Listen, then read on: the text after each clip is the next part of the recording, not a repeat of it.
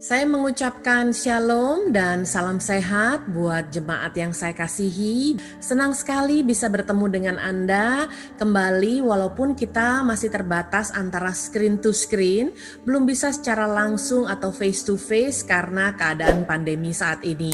Tapi saya sangat percaya kuasa Tuhan Yesus tidak bisa dibatasi oleh perbedaan ruang, bahkan perbedaan zona waktu sekalipun. Saya berada di Jakarta, berarti waktu Indonesia Barat, dan dengan Anda ada perbedaan zona waktu, tetapi saya percaya apabila Tuhan Yesus hadir di setiap rumah-rumah dan di setiap ruang ibadah kita, dan Roh Kudus yang tinggal di dalam hati kita menuntun kita untuk mengerti isi hatinya Tuhan, saya percaya kuasa itu tidak akan pernah bisa dibatasi. Dan terima kasih kepada Bapak Ibu Gembala dan juga jemaat yang telah memberikan kepercayaan untuk kita hari ini sama-sama belajar firman Tuhan di masa pandemi ini. Sebelumnya kita tundukkan kepala bersama dan kita berdoa. Bapa di dalam surga yang kami sembah di dalam nama Tuhan Yesus Kristus, kami bersyukur untuk hari ini di mana kami masih diizinkan Tuhan untuk boleh beribadah secara online bersama-sama hari ini. Dan bagi kami itu adalah anugerah terbesar. Maka kami berjanji Tuhan bahwa kami mau fokus mendengarkan arahan-Mu dan melakukan Filipi 2 ayat 5 bahwa di dalam hidup kami bersama kami menaruh pikiran dan perasaan yang terdapat juga di dalam Kristus Yesus. Oleh sebab itu inilah kami jemaat-Mu, kami rela untuk ditegur dan dikembalikan kepada kebenaran melalui firman-Mu.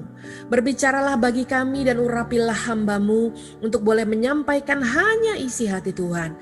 Kami siap untuk diperlengkapi, kami siap untuk dibenahi agar kami menjadi indah di hadapan-Mu. Tidak lupa kami berdoa untuk jaringan internet, untuk listrik, untuk koneksi kami, sehingga sepanjang ibadah ini dapat berjalan dengan lancar untuk hormat dan kemuliaan nama Tuhan. Di dalam nama Tuhan Yesus Kristus kami berdoa dan kami mengucap syukur.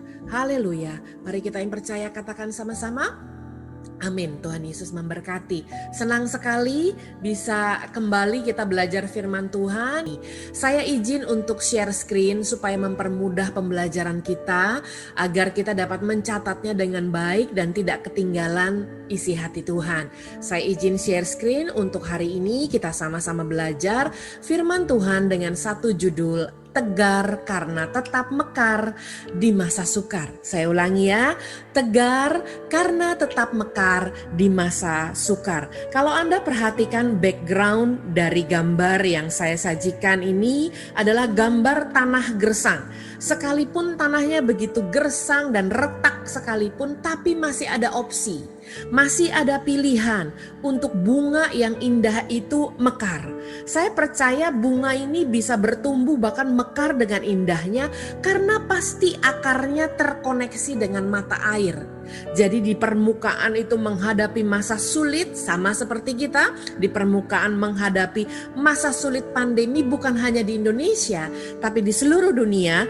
Kita pun masih punya opsi atau pilihan sebagai anak-anak Tuhan untuk menjadi tegar karena tetap mekar di masa yang sukar. Khususnya di dalam tahun integritas ini, di mana kita diberikan kesempatan untuk berbenah diri antara pikiran, perkataan, perbuatan kita, dan juga perasaan kita menyatu dengan kehendak Tuhan.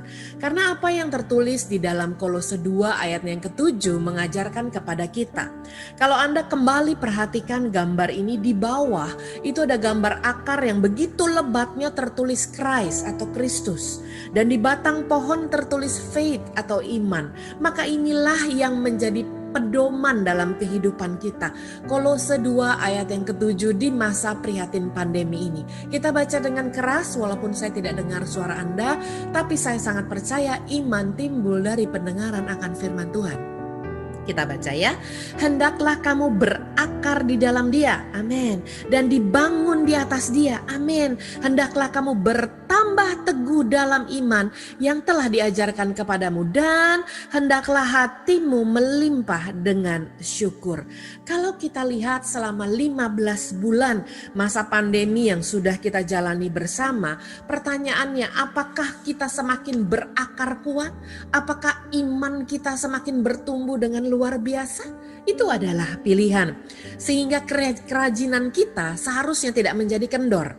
Sekalipun semua aktivitas badani itu seolah-olah melambat ya. Jadi saya ulangi ya, aktivitas badani, kegiatan kita itu seolah-olah melambat. Tetapi kita harus memastikan aktivitas rohani kita melesat. Jadi aktivitas badani melambat, aktivitas rohani melesat. Mengapa demikian? Supaya kita dapat bertumbuh dewasa di dalam iman kita.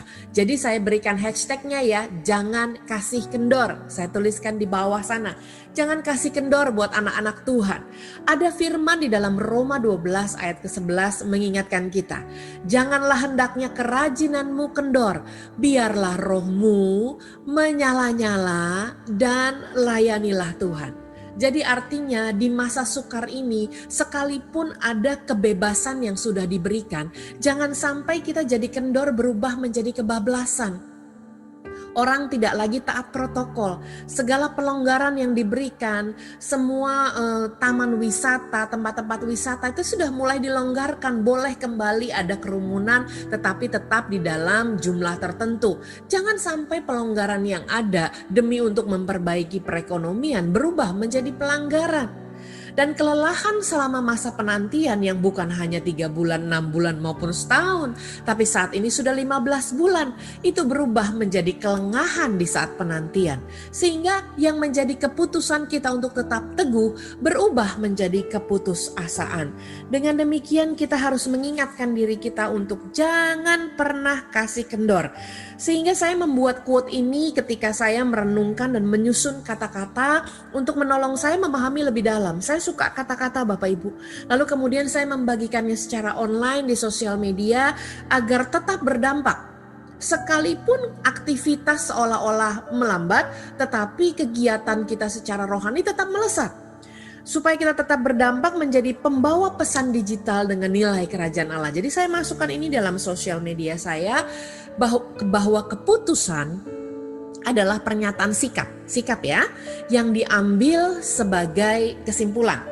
Sedangkan keputusasaan adalah pernyataan sifat yang diambil sebagai kebuntuan. Ini kata-katanya agak mirip, tetapi saya mau tekankan, saya mengajak setiap kita untuk kembali memperhatikan bagaimana kita bersikap melampaui sifat-sifat bawaan kita.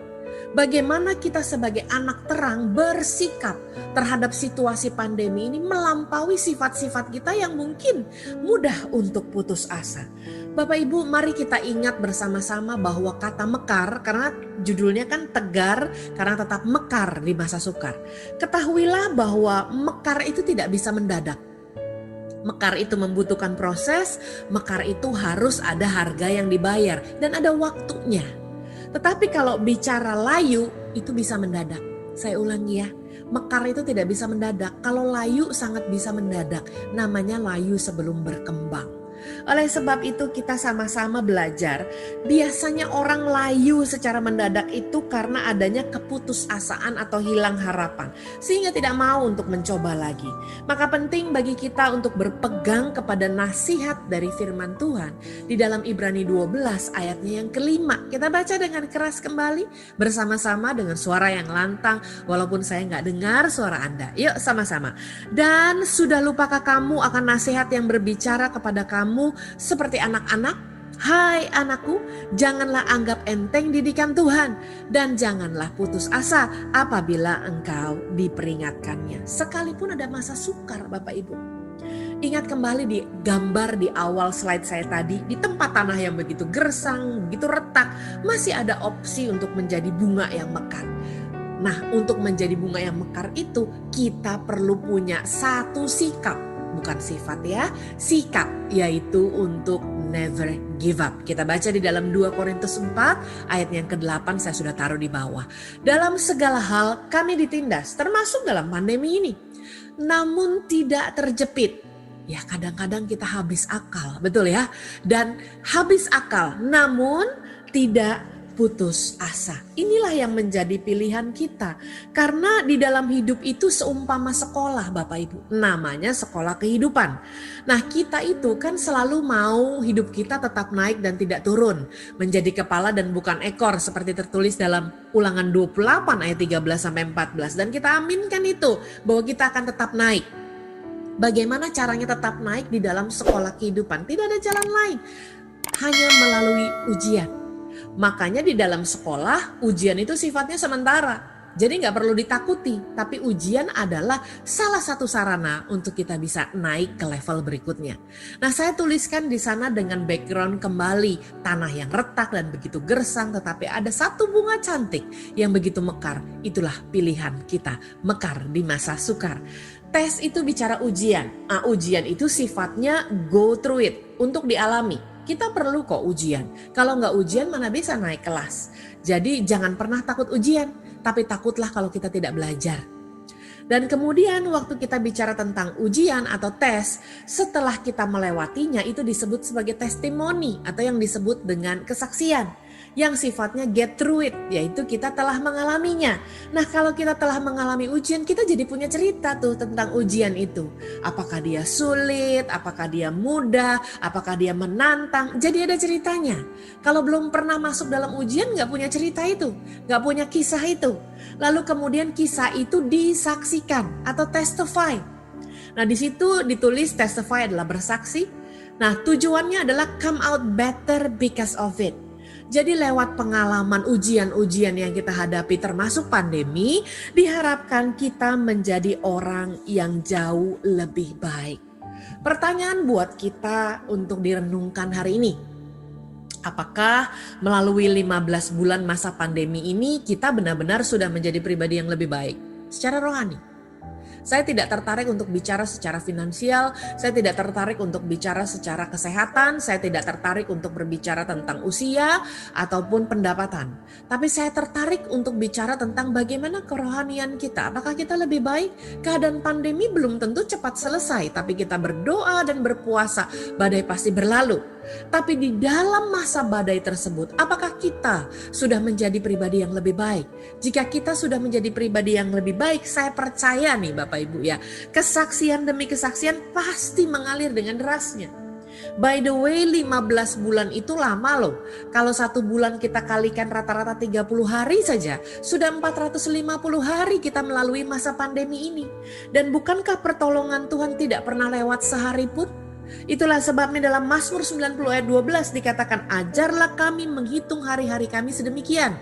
Tidak dikatakan menghitung bulan-bulan kami, tetapi menghitung hari-hari kami sedemikian sehingga kami beroleh hati yang bijaksana.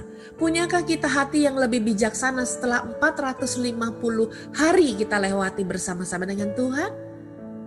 Sehingga kita bisa membaca ayat Roma 8:28 yang sudah saya taruh di bawah dengan keyakinan penuh. Kita baca sama-sama. Kita tahu sekarang bahwa Allah turut bekerja dalam segala sesuatu. Sampai sini saya stop dulu.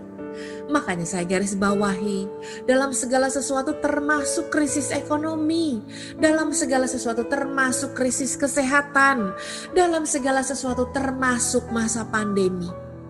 Kita ulangi ya, kita tahu sekarang bahwa Allah turut bekerja dalam segala sesuatu untuk mendatangkan kebaikan bagi mereka yang mengasihi Dia, yaitu bagi mereka yang terpanggil sesuai dengan rencana Allah. Kalau kita sudah tahu, sehingga apapun yang terjadi dalam kehidupan kita di dalam masa pandemi yang 15 bulan ini, hidup menjadi pilihan buat kita. Apakah kita menjadi better, lebih baik, atau kita malah menjadi bitter, lebih pahit? Bahasa Inggrisnya mudah, hanya membedakan satu huruf, I dan E. Apakah lewat semua ini kita menjadi orang yang bitter? Atau lewat semua ini kita menjadi orang yang better? Ada satu quote mengatakan, every test in our life makes us bitter or better.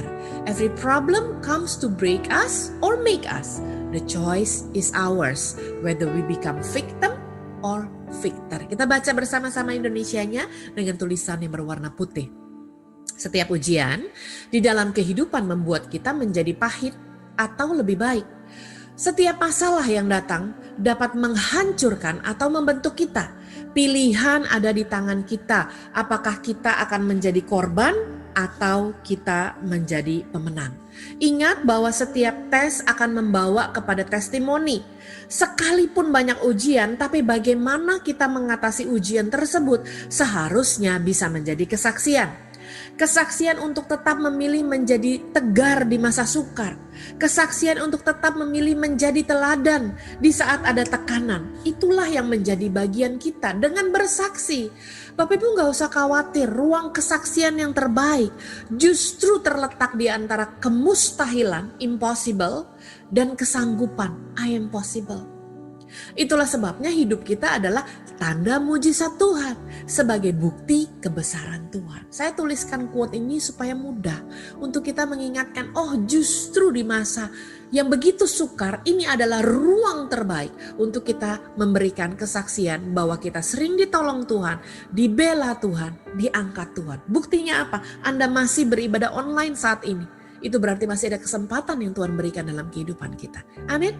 Kita baca bersama-sama Ibrani 2 ayat yang keempat. Allah meneguhkan kesaksian mereka oleh tanda-tanda dan mujizat-mujizat.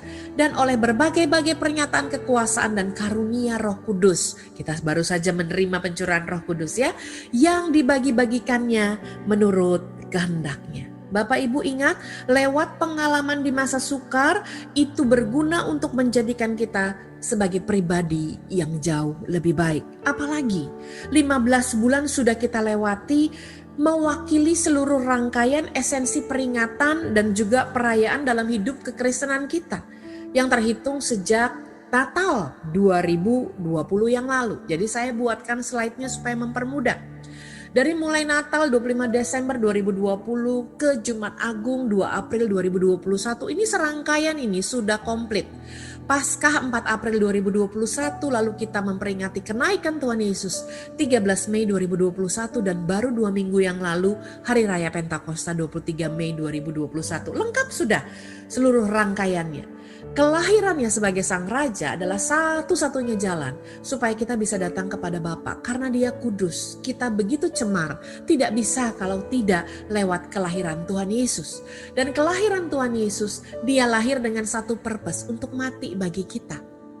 Maka di dalam Jumat Agung, pengorbanannya di kayu salib itu menjadi bukti bahwa kasih Allah yang telah menebus dosa kita yang begini cemar supaya kita bisa terbebas dari maut.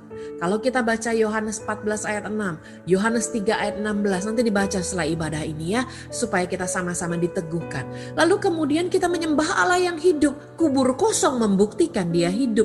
3 hari setelahnya ada kebangkitannya bahwa Ia menjadi Tuhan yang hidup bagi kehidupan kita. Di dalam Roma 14 ayat yang ke-8 dan 9. Nah setelah itu 40 hari setelahnya ada kenaikan Tuhan Yesus ke surga. Inilah yang menyebabkan ibadah kita untuk menjadi orang yang benar di hadapan Tuhan tidak sia-sia. Karena Ia menyediakan tempat di surga bagi kita. Dan Ia tidak meninggalkan kita sebagai yatim piatu. Maka dikatakan dalam Lukas 19 ayat 38 Dia menyediakan tempat bagi kita. Sehingga dalam kehidupan kita yang berusaha bayar harga untuk menjadi benar di hadapan Tuhan itu tidak akan menjadi sia-sia. Dan selama Tuhan Yesus naik ke surga kita gak ditinggal jadi yatim piatu. Dia memberikan roh kebenaran. Dia memberikan Roh Kudusnya dicurahkan kepada kita supaya kita punya kuasa. Di dalam Kisah 1 ayatnya yang ke-8. Sehingga kita tahu di dalam pemberiannya yaitu Roh Kudus yang adalah roh kebenaran yang tertulis dalam Yohanes 14 ayat yang ke-17 yang diutus oleh Bapa kepada kita sebagai penggenapan janji Tuhan Yesus setelah Ia naik ke surga diberikan kepada kita untuk menjadi 2. 1 menjadi penolong. Nah tugas penolong adalah menyertai kita senantiasa. Yang kedua adalah sebagai penghibur yang punya tugas atau fungsi untuk mengajarkan kepada kita dan mengingatkan. Jadi ada penolong dan penghibur yang menyertai, mengajarkan dan mengingatkan kita senantiasa. Asalkan Anda dan saya mengizinkan hidup kita dituntun oleh Roh Kudus. Yohanes 14 ayat yang ke-16 kita sama-sama baca. Aku akan minta kepada Bapa dan Ia akan memberikan kepadamu seorang penolong. Lihat ya tugasnya ya. Penolong yang lain supaya Ia menyertai kamu selama-lamanya. Dan di ayat yang di sebelahnya Yohanes 14 ayat yang ke-26. Tetapi penghibur yaitu Roh Kudus yang akan diutus oleh Bapa dalam namaku. Dialah yang akan, ini fungsinya, mengajarkan segala sesuatu kepadamu. Yang fungsi kedua, dan akan mengingatkan kamu akan semua yang telah kukatakan kepadamu. Jadi buat saya ini lebih dari cukup untuk menjadi modal kita tegar karena tetap mekar di masa sukar. Jadi begini Bapak Ibu, apabila kita sudah mendapatkan 3 fungsi ini, disertai yang pertama, yang kedua diajar, yang ketiga diingatkan secara terus-menerus oleh Roh Kudus yang tinggal di dalam hati kita, seharusnya sih kita sudah menjadi teladan di masa tekanan ini. Seharusnya sih kita sudah jadi tegar di masa yang sukar ini. Seperti ada janji Tuhan tertulis tentang mekar di dalam Amsal 14 ayatnya yang ke-11. Saya suka sekali gambar ini. Ini gambar rumah yang dipenuhi oleh bunga yang begitu merambat dengan mekar. Kita baca sama-sama Amsal 14 ayat yang ke-11. Rumah orang fasik akan musnah, tetapi kemah orang jujur akan mekar. Makanya kita ada di dalam tahun integritas, kejujuran dan ketulusan kita diperhitungkan Tuhan. Dan kemah orang jujur ada janji Tuhan akan mekar. Amin. Nah, kata mekar dari bahasa aslinya kalau kita baca itu juga bermakna berbunga lebat. Makanya saya berikan gambar ini supaya dapat divisualisasikan. Juga berarti berkembang dan timbul di mana-mana, mengatasi segala situasi. Nah, inilah fungsi kita, mengatasi segala situasi termasuk pandemi yang sukar ini. Kita tetap berbunga lebat, kita tetap berkembang, kita tetap timbul di mana-mana. Amin. Nah, sekarang kan setiap orang kan sudah menjadikan rumah di masa pandemi ini menjadi nyaman dan indah ya. Saya lihat banyak sekali orang punya hobi menanam di rumahnya. Rumah dibuat begitu cantik karena semua aktivitas di luar rumah yang biasanya begitu banyak presentasinya dikembalikan ke rumah. Betul? Kita semua belajar dari rumah, beribadah dari rumah, bekerja dari rumah. Jadi saya percaya nggak begitu sulit untuk kita mengerti bahwa bunga mekar dan lebat merambat seperti ini nggak mungkin terjadi dalam 1 detik. Pasti ada prosesnya. Nah, gak ada yang instan. Jadi prosesnya adalah dia harus tertanam dulu, dia harus bertumbuh dulu, baru dia bisa berbunga. Kalau kita bicara tentang pohon buah, baru dia bisa berbuah setelah berbunga, kan gitu ya. Nah, bagaimana supaya bisa mekar? Tidak ada jalan lain, ya harus dirawat. Bagaimana merawatnya? Harus disiram, harus diberikan pupuk, bahkan sesekali harus digunting. Saya ulangi ya, harus disiram, dipupuk dan sesekali digunting. Bagaimana dengan kita dalam bukan merawat rumah, bukan merawat bunga. Saya mau konotasikan bagaimana dengan kita dalam merawat kehidupan rohani kita selama 15 bulan masa pandemi ini. Apakah kita menyiramnya dengan firman tiap-tiap hari? Saya percaya Anda punya doa fajar ya. Anda punya doa bersama, Anda punya mesbah doa tiap-tiap hari. Siram dengan firman Tuhan, devotion, saat teduh, baca isi hatinya Tuhan. Pupuk, bicara tentang pembekalan di komunitas. Pertanyaan saya, Anda ikut komunitas nggak? Ada yang namanya community of love atau KUL. Apakah Anda tertanam di gereja lokal dan ikut di dalam KUL setempat untuk bisa ada pembekalan dan disiplin? Lalu kemudian kita bicara tentang gunting. Wah, kalau gunting ini sakit bicaranya. Pasti ada koreksi, pasti ada diajarkan, pasti ada dibenarkan. Dan untuk proses ini hanya bisa dilakukan kalau kita berkomunitas. Anda rela untuk ditegur, Anda rela untuk dibekali, Anda rela untuk dibina. Maka bagian kita adalah memastikan kita tegar karena tetap mekar di masa sukar. Bagaimana caranya supaya kita tetap mekar? Saya akan berikan kepada Anda sebuah gambar bunga dengan 5 huruf MEKAR supaya mudah untuk kita mencatatnya dan merangkumkannya sebagai bahan untuk kita refleksi diri dari ibadah kita hari ini. Bagian yang pertama yaitu M. Ini tipsnya untuk Anda bisa mekar di masa sukar. M-nya di Ratapan 3 ayat 39 sampai dengan 40. Mengeluhlah, boleh mengeluh. Kalau kita di masa sukar, pasti sebagai manusia kita akan mengeluh. Boleh nggak? Boleh. Tapi ala Alkitab yang tertulis di dalam Ratapan 3 ayat 39-40 berwarna merah, kita baca bersama-sama ya. Mengapa orang hidup mengeluh? Demikian firman Tuhan. Biarlah setiap orang mengeluh tentang dosanya. Marilah kita menyelidiki dan memeriksa hidup kita dan berpaling kepada Tuhan. Jadi pertanyaannya, boleh gak ngeluh? Boleh banget. Tetapi mengeluhlah tentang dosa. Jangan pernah mengeluh karena pandemi. Mengeluhlah tentang dosa kita. Dan bertobatlah, ayo selidiki, ayo periksa hidup kita. Itu bagian yang M. Bagaimana bisa mekar? E-nya adalah elu-elukan Tuhan. Kalau kita kebanyakan mengeluh tentang keadaan, kita jadi gak sempat mengeluh-elukan Tuhan. Tetapi di dalam Mazmur 47 ayat yang kedua sampai ketiga, kita baca sama-sama di bawah. Hai segala bangsa, bertepuk tanganlah, elu-elukanlah Allah dengan sorak-sorai. Sebab Tuhan yang maha tinggi adalah dahsyat, Raja yang besar atas seluruh bumi. Jadi saya buat quote di atasnya, fokus kepada mengelu-elukan Allah, bukan hanya menyampaikan keluhan. Maka kita akan lebih banyak minta tuntunan Tuhan, bukan malah menyampaikan tuntutan atas tekanan hidup. Oleh sebab itu kita belajar ya, jangan banyak menuntut tapi minta tuntunan. Mari elu-elukan Tuhan, jangan hanya kebanyakan keluhan. Nah, naikkan pujian, penyembahan dan doa. Bukankah itu DNA dari kita sebagai Gereja Bethel Indonesia? Ya, di dalam era Pentakosta ketiga, lewat doa, lewat pujian, lewat penyembahan, kita menjadi penyembah yang benar. Makanya dikatakan worship changes the worshipper into the image of the one worship.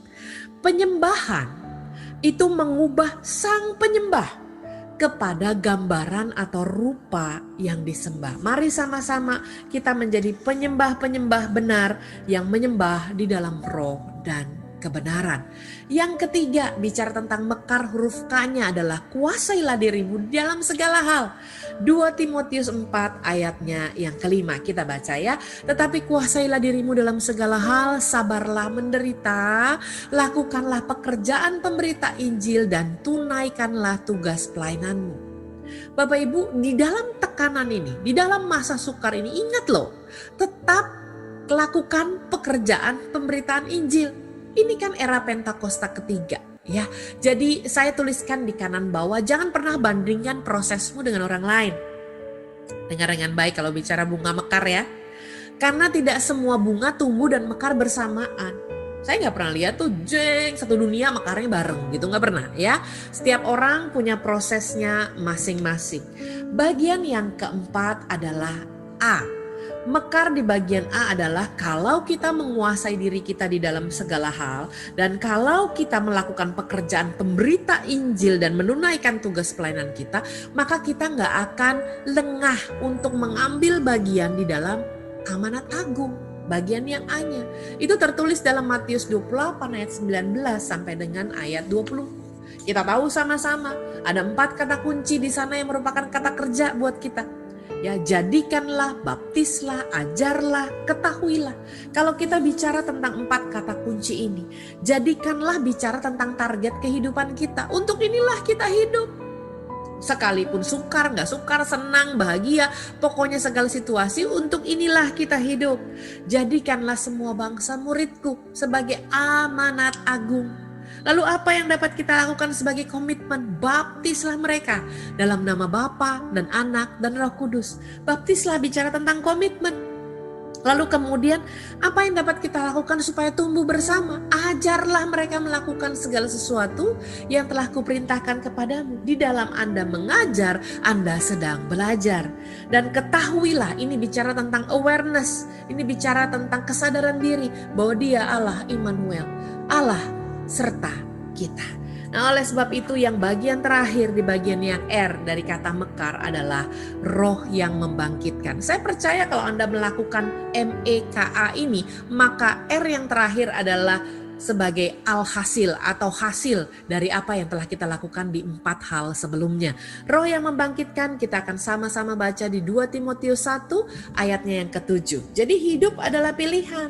Anda mau memilih menjadi orang yang strong atau orang yang stres di masa yang sukar ini, ya. Pilihan ada di tangan kita. Kita ingat Tuhan telah memperlengkapi kita dengan roh yang membangkitkan. Kita baca sama-sama.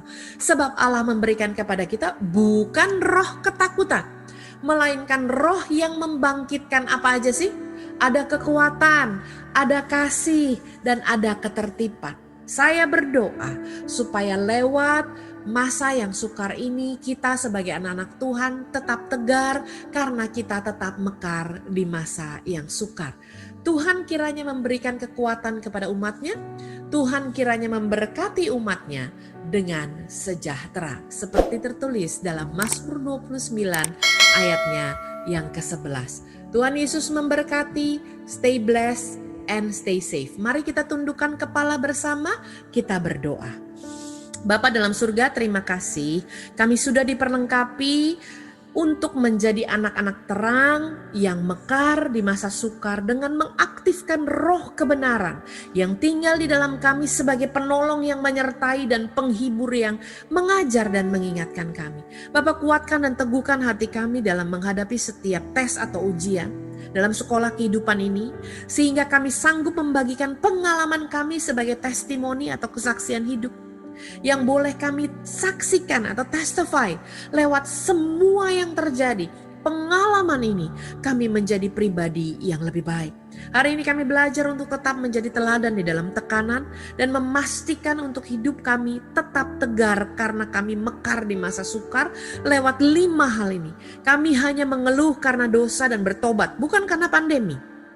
Kami mau mengeluh-elukan nama Tuhan sebagai fokus kami, dan kami janji menguasai diri kami dalam segala hal, mengerjakan bagian kami untuk ambil bagian dalam amanat agung agar kami selalu memiliki roh yang membangkitkan. Kami percaya setiap kisah kehidupan kami akan jadi berkat di dalam nama Tuhan Yesus Kristus. Terima kasih Tuhan, kami memberkati untuk jemaat-Mu, kami memberkati bahwa semua firman yang telah ditaburkan sepanjang ibadah ini tidak akan kembali dengan sia-sia. Dia akan tertanam, dia akan bertumbuh, dia akan berbunga, mekar, dan dia akan berbuah. Hanya di dalam nama Tuhan Yesus Kristus kami alaskan doa ini. Haleluya. Mari kita yang percaya sama-sama katakan amin. Tuhan Yesus memberkati kita semua.